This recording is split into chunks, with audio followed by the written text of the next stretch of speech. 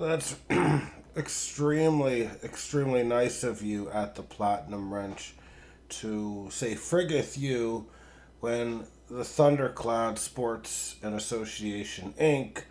We're going to give a warm welcome to yourself and congratulate the New York Knicks on winning the NBA Cup.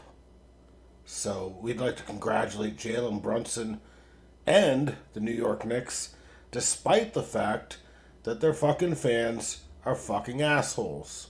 So congratulations, Knicks. This means the world to you. This is probably the biggest accomplishment you're ever going to have in your history. So soak it in, baby. Soak it in. Do you like that, Sage? You like the pleasantries that I just showed you right there? Bet you weren't expecting that, you fucking jerk.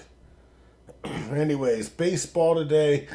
The theme is basically pitching coming off the board from free agency and the Giants spending a shit ton. Actually, they didn't spend a shit ton.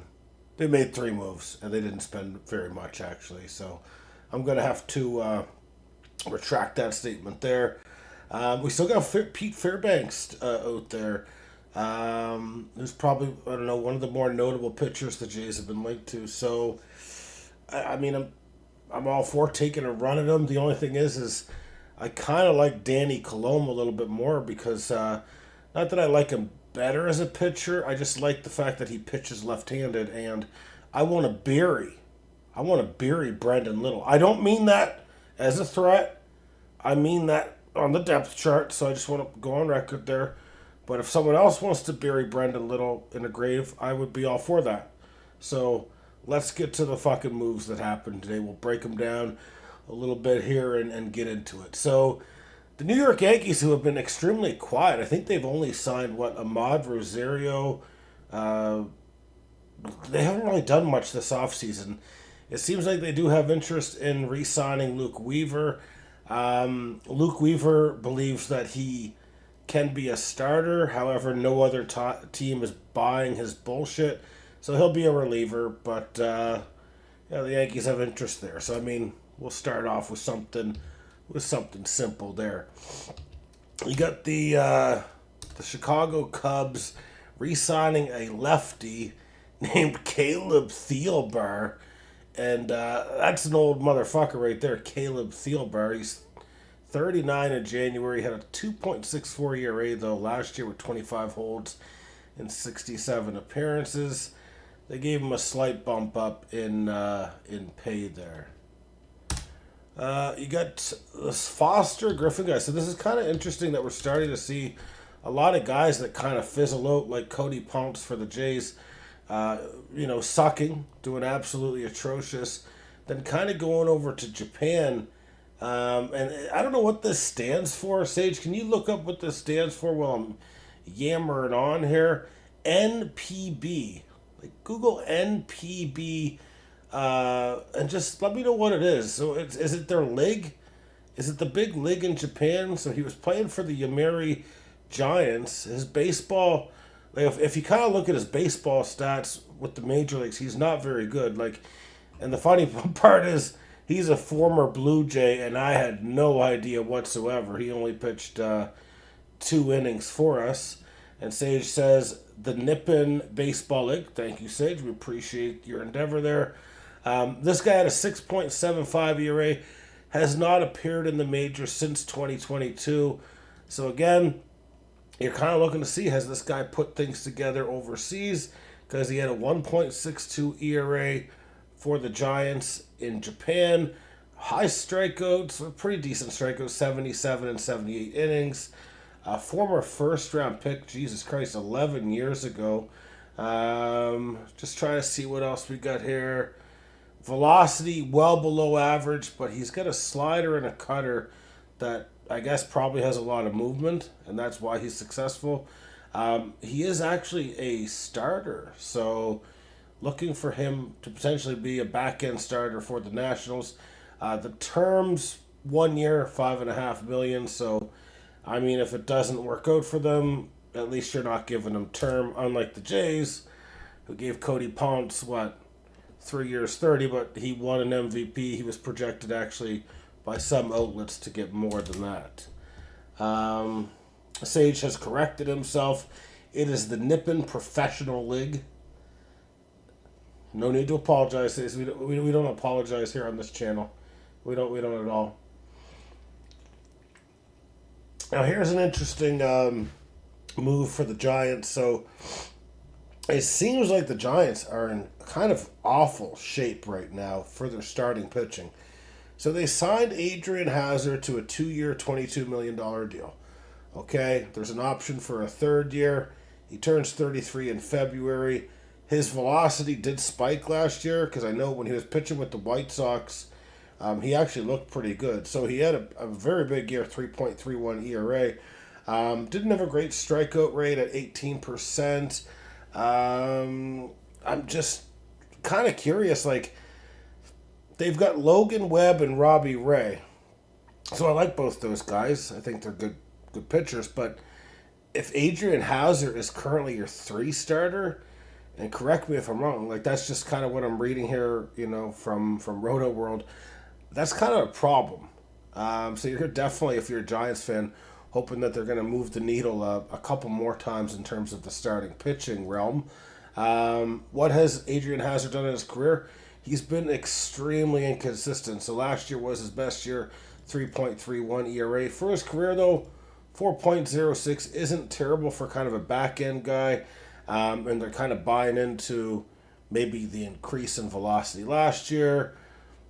Maybe he's got that different level, which is in the 3 ERAs. But in 2024, 5.4 ERA. Before that, 2 years with the 4s ERA. Then he had a 3.22 back in 2021, a 5.3 in 2020. So this guy's all over the place. So I really don't like the uncertainty with this pitcher. I kind of feel like, if I was signing him, I'd be just signing him to a 1-year deal. I don't necessarily trust the 2-year deal. Now, is 2 years, $22 million going to cripple your franchise if it doesn't work? No. It kind of seems a little bit like, I don't know. I don't trust him. But again, it's not like you broke the bank and paid him like $40 million or anything per year. So it should be okay there. So that's the first of 3 Giants moves that were made today. I could be wrong, though, potentially. It might only just be the 2. The Reds made a signing. So the Reds signed... Who did the Reds sign here? Wait, I must have missed one of the big guys, man. Did I miss to put down Jason Foley? Pretty sure I did. Yeah, I missed Jason Foley in my notepad. That's not good. That's actually the signing that I like the most by the Giants. So, just I got a memory. Okay, I want to get the terms of his deal, though, before I kind of bring it up. So just give me a second here. Just type in Jason Foley contract. It was only a 1-year deal. He's kind of coming off a... Wow, that's it? So, the Giants... 1 year, $2 million to Jason Foley. I really like this this signing. In fact, I used to have Jason Foley in my league, not last year, but the year before. Obviously, he didn't pitch last year, and he was closing, I do think. Yeah, he had 28 saves for the Tigers in 2024, a 3.15 ERA. So he's definitely going to be like a high leverage guy for the Giants. I mean, he blew his arm out. Everyone blows their arm out at some point in time. He's got a 3.16 ERA for his career. 315 not last year, but the last year that he pitched. Before that, 2.61. How's he for strikeouts? He's not great for strikeouts, that's for sure. So maybe not your ideal closer, but does have closing capabilities. Does he walk much? Nah, he doesn't walk much. So I think that's a really good value there. You're getting fucking a guy that could potentially save you 30 ball games for $2 million. So I like that signing more than the Adrian Hauser signing, at least, yeah, value-wise, I would certainly say that. Let's go ahead and take a look at the next one. The next one is actually a move that the Reds needed to make, and they probably still could use a little bit of help in the bullpen. They signed Caleb Ferguson to a one-year deal. I do not know the specifics of the trade. Last year, 3.58 ERA. Not a great strikeout rate. I mean, a 19% strikeout rate is... I don't think it's that great, honestly. Let me just see here what he's done in his career. I'm not too familiar with Caleb Ferguson, if I'm being honest with you. 3.66 ERA in his career. Okay, his strikeouts per 9 is actually really good. 10 per 9. What is his blemishes? Walks 3.6 per 9. So I mean, not terrible, but you know, not great either. That looks like a really good value signing for them. I mean, they get a guy that is going to help them. He's not going to be a super big producer in terms of WAR or anything like that. He's only got a 1.5 WAR in his career, but hey, you need those guys that can be like kind of middle rotation guys to kind of bridge the gap a little bit there. The Giants made another fucking signing. Now, normally I'm not going to talk about minor league signings. The only reason was when I was kind of reading this, what interested me, so they signed Gregory Santos to a minor league deal, and it's basically like this guy's supposed to have a huge arm with a great slider, so he has no durability whatsoever. He has experience as a high leverage arm. Roto World says wipeout slider. What do his career stats look like? Let me take a look here. I had all this shit up, man. Am I looking at the wrong fucking guy? Edit, undo. Gregory Santos. Oh, Jesus Christ. Hurry the fuck up. I accidentally closed the page by mistake. I mean, it doesn't have great numbers in his career. 4.17 ERA. 8 strikeouts per 9. The walks, 3.2 per 9. I mean, I guess that's okay. His whip is high, 1.4. What's his fucking hits per fucking inning if he's... That's more hits than he does... I don't know, man. I guess you're taking a chance on this guy. He's only had 1 year where his ERA was in the 3s, so I'm not necessarily buying it. It's a minor league signing, though, so at the end of the day, who gives a shit if he fucking pans or doesn't pan? So that's the Giants' last move of the day there. Got a couple more moves to go over. Just give me a second here. We got some idiot with the name of Hobie Milner. Who the hell names their kid Hobie Milner? I don't know, man. Just a terrible fucking name. Anyways, the Cubs signed him, left-handed pitcher, to a 1-year, $3.75 million contract. Had a good ERA last year, 3.84 in 70 innings. Only had 58 strikeouts. Apparently, there's been a noticeable decline in his fastball velocity and strikeout percentage last year. Considered a middle reliever. And what does he do for his career? A 3.82 ERA, so just in line with what he did last year at 3.84. So, again, left-handed pitching. Even if you use him as a specialist, a good guy to get. Apparently, and this is why I don't really necessarily buy it. I don't know what this means for Ketel Marte. I don't think Arizona's going to trade Ketel Marte. But apparently there's interest in Alex Bregman. Now, we don't know how interested they are, that sort of thing. Guys like John Heyman, John Morosi, they're just connecting dots, that sort of thing. And interest doesn't equate they're going to pick the motherfucker up as well. But it seems like Arizona's kind of buying a bit more than people were expecting. So that's why I'm kind of hesitant to say they'll move off of Ketel Marte, even if they sign Alex Bregman. Alex Bregman can play third base. Sure, you can kick him over to second if you want to trade Ketel Marte. But if you actually want to get your team in line, why not just keep Ketel Marte? I don't know. That's just my 2 cents there.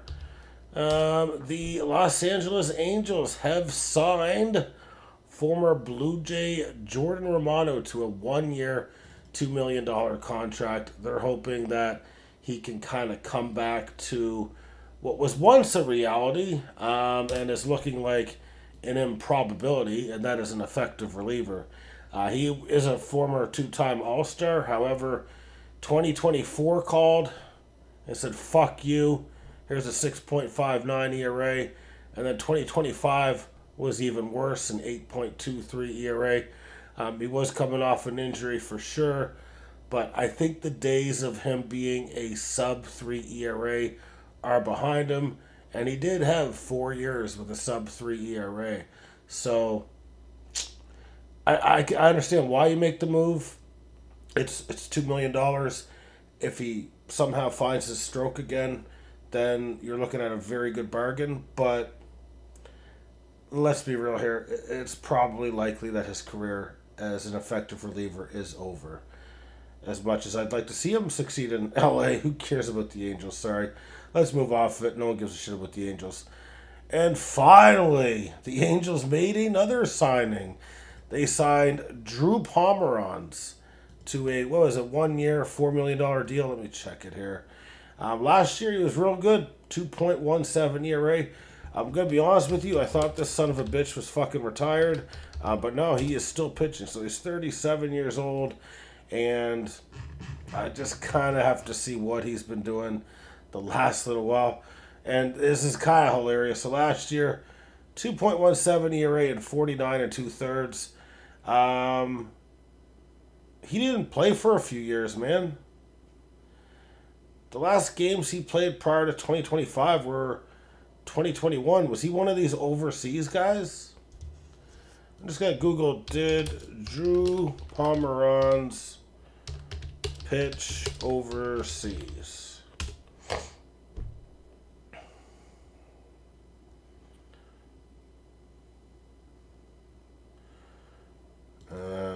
Why was Drew Pomeranz off? Why didn't Pomeranz pitch for a couple years? See if AI overview can come through in the clutch here. Oh, I guess he just had serious injuries. He had torn flexor tendon in his throwing arm, required surgery. So that one injury caused him to miss 2 fucking years. Oh, he must have had some other injuries too. Honestly, I guess he must have been playing in the minor leagues to kind of rehab back. He must have get really fucked up. Before that, I mean, in very limited samples, 2021, 2020, had ERAs under 2. Before that, ERA 4.85. Strikeouts last year were, let's just see what his strikeouts per 9 is. It's pretty good. I mean, 10.3 per 9, 9.3 for his career.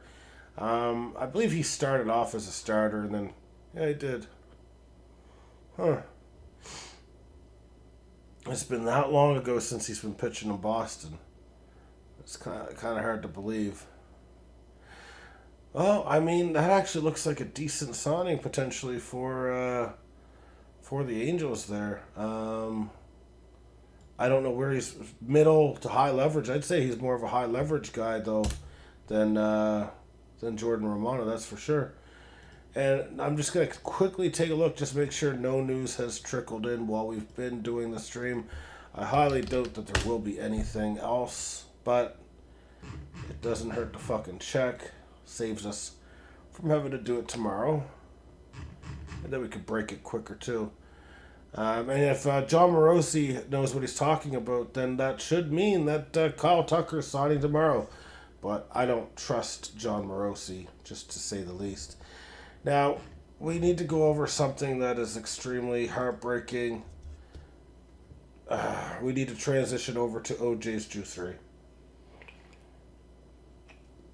There was a fallen soldier this week, and I'm no longer with OJ's juicery. I've lost, and you'll no longer be seeing me in this league.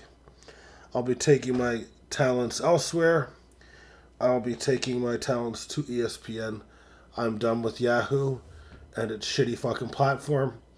It made me despise every day coming to work, making the moves. I still did grind through it, even though I did not enjoy it. I had more moves than anyone else. But Joe Burrow fucked me over. He had 2 picks, and I lost to deflate these balls 298 to 249. It was not a good showing. Joe and I had gotten into an altercation prior to the game, so I'm not going to put the blame on me. If there was no altercation, he wouldn't have scored the 16 fantasy points he was able to get. Joe Burrow is fucking out. He will never be on this team again for the remainder of this season anyway. Joe Burrow he's going to be benched the rest of the year. He's going to think about what he did to me and the entire team. Sage, Tommy Callahan's Auto Parts had a bye, as did the Patchwork Pigskins, who needs to find a new quarterback as Patrick Mahomes tore his ACL.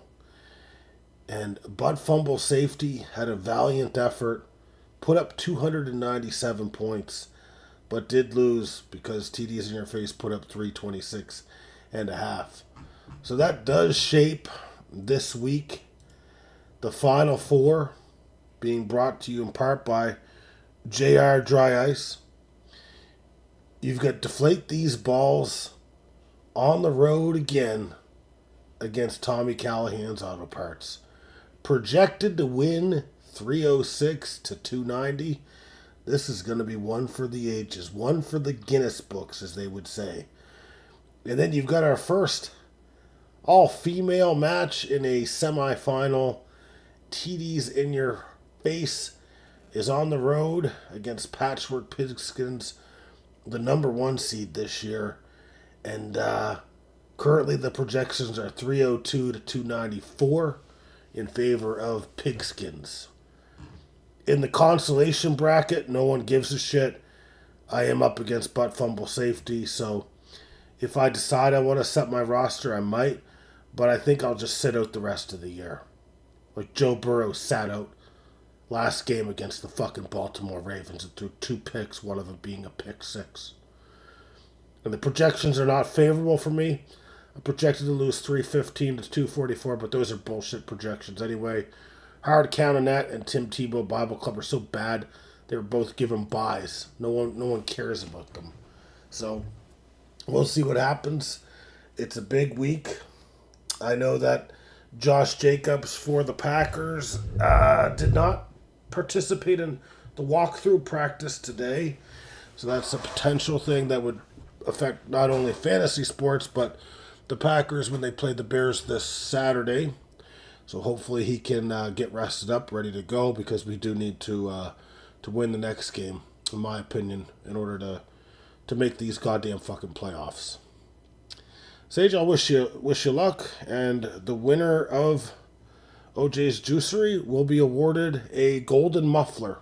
So that's going to be our trophy this year to go along with the Orange Bowl, is also a golden muffler brought to you in part by Tommy Callahan's Auto Parts, our official sponsor of OJ's Juicery. Sage has said it's Shadork Sanders time.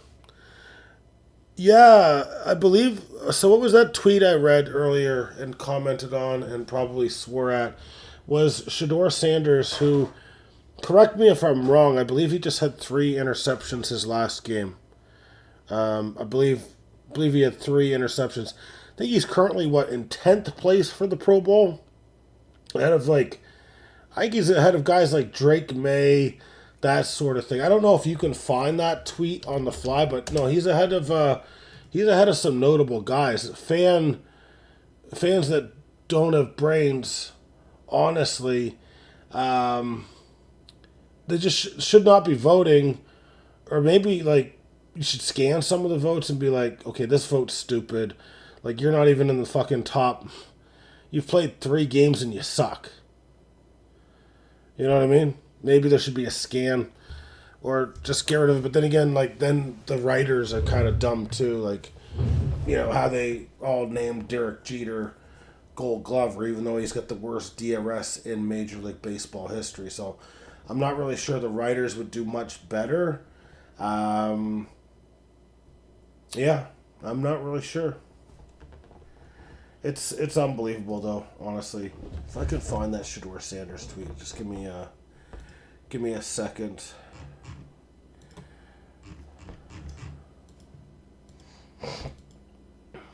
One of the tweets I commented on today. So it literally is, the Mets are reportedly strong suitors for right-handed pitcher Michael King, who is seeking a 4-year deal. And then the Mets fan says, if you were David Stearns, how much would you be willing to give him? Like, and I had to comment because this David Stearns thing is just so fucking ridiculous in my opinion, man. Oh yeah.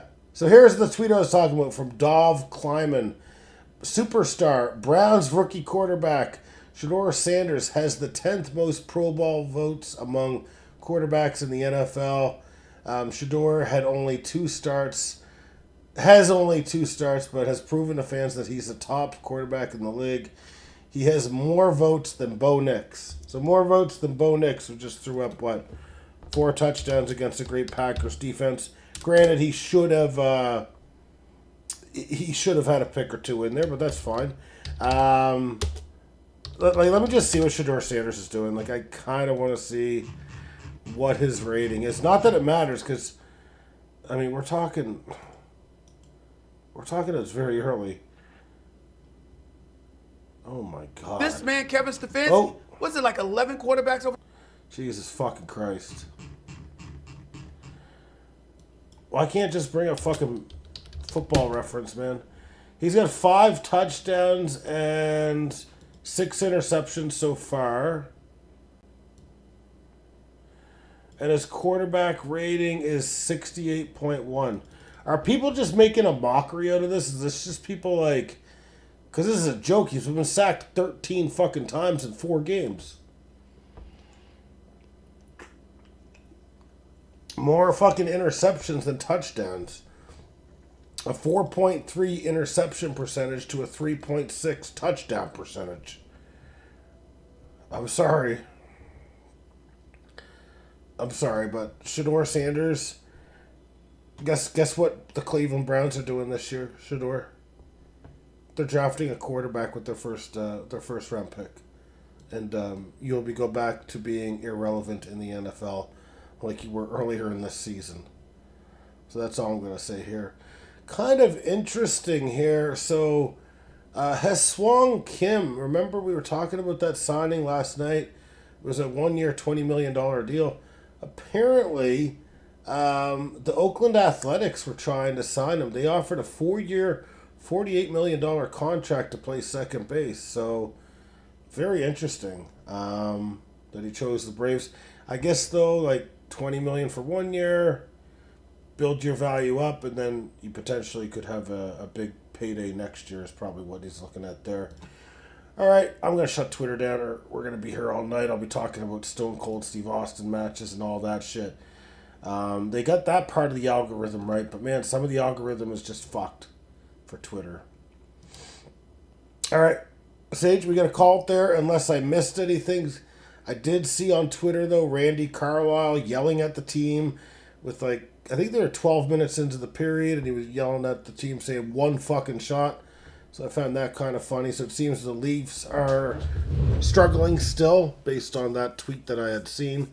But yeah, it's a little too early in the season to cover hockey. We'll get there right around trade. When it gets closer to trade deadline, Sage, you're going to have to let me know when it comes close to trade deadline.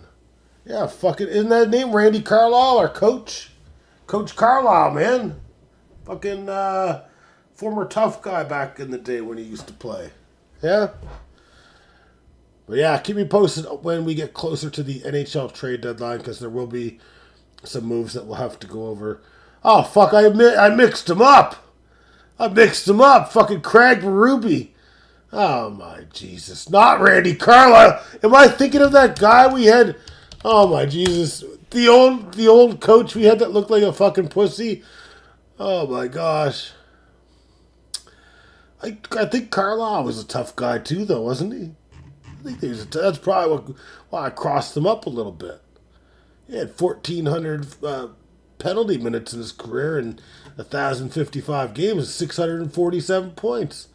Craig Berube wasn't that good of a player. Just going to say that right now.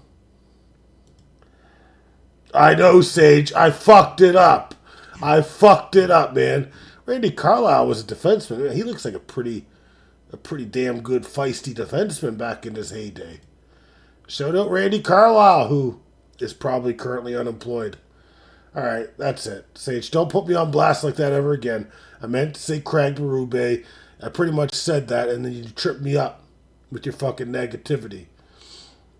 We're calling it here because of Sage's actions. I was willing to go all night, but Sage caused the stream to end. Have a good night, guys. See you tomorrow.